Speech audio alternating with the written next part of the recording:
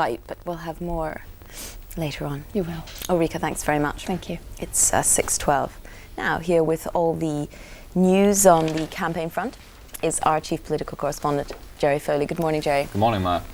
Well, we've seen on the front pages of at least the Times this morning predictions that that Paddy Ashdown is asking for 4 cabinet posts in a Labour cabinet, if indeed Labour do form the largest party after the election.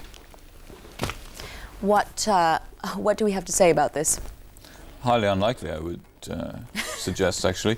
It's one of those stories which you're bound to get in the last few days of an election campaign, particularly when the polls are still suggesting it's going to be pretty tight, and we probably are going to have a hung parliament. Of course, his prerequisite, his absolute base point, is that there must be a commitment to legislate for proportional representation. Now, in all the interviews which all the political leaders did over the weekend, as of now, there is no suggestion yet that either Mr Major, in particular Mr Major, but also Mr Kinnock, would be prepared to consider introducing PR in order to form a coalition government. So really it's going to be down to the wire on Friday morning, and as Mr Ashdown has made over and over again the point, it really will depend on the numbers in the new parliament, because that's really going to determine how influential a voice the Liberal Democrats have. And I think what we can expect to see over the next couple of days is an attempt by Labour and the Conservatives really to squeeze the Liberal Democrats as hard as possible, say to people, you don't want a hung parliament. If you vote for the Liberal Democrats, you're increasing the possibility of such an outcome.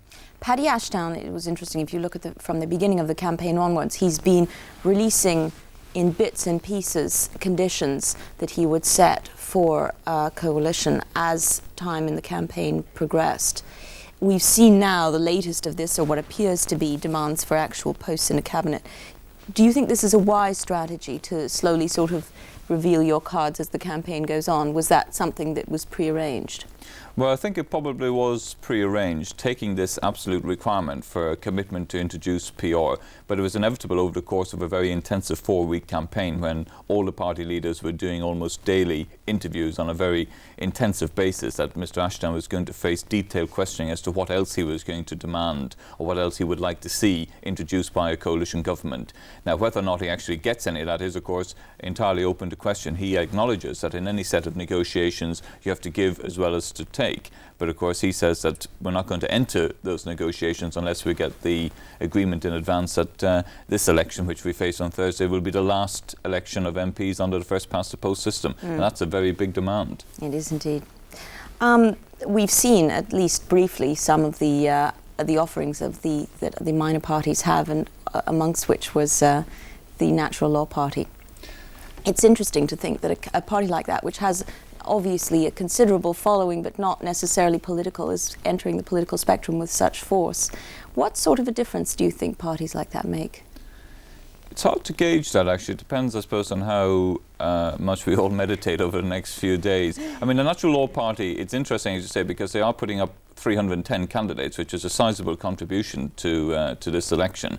And I watched with some interest their party election broadcast on Friday night, and everybody speaking on their behalf seemed to be a doctor of one sort or another, and we had the example of yogic flying, of course, which was uplifting in its own way, I suppose. But they do talk about low taxation as well by means of simplified administration. They're basically going to get rid of most of the government, most of bureaucracy, and also they talk about a disease-free and a crime-free society. Now, if that could be achieved, I think it would be a remarkable political transformation, but I can't really see the Natural Law Party being an influential voice in the next parliament. Willing to predict that they're going to take any seats? Unlikely.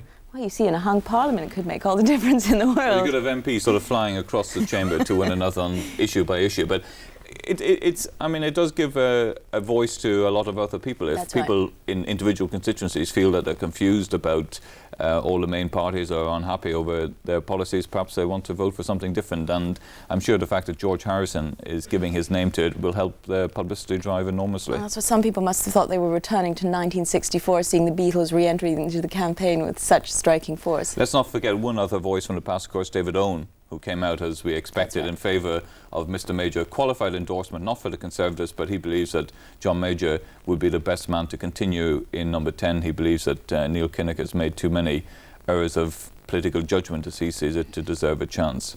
Do you think that'll make any difference? Not a huge difference, but David Owen is still a well-respected politician, so obviously the Conservatives will be happy with his endorsement of the Prime Minister. We'll have to see, but Gerry, as we say, in the last 3 days, you'll be here to tell us what's going to happen and give us your predictions, of course, on the night. And if I discover how to do some yogic flying... Yes, I think we'll all I'll need let the you know. yogic flying at the end of this. Thanks very much. Thanks. It's 6:17.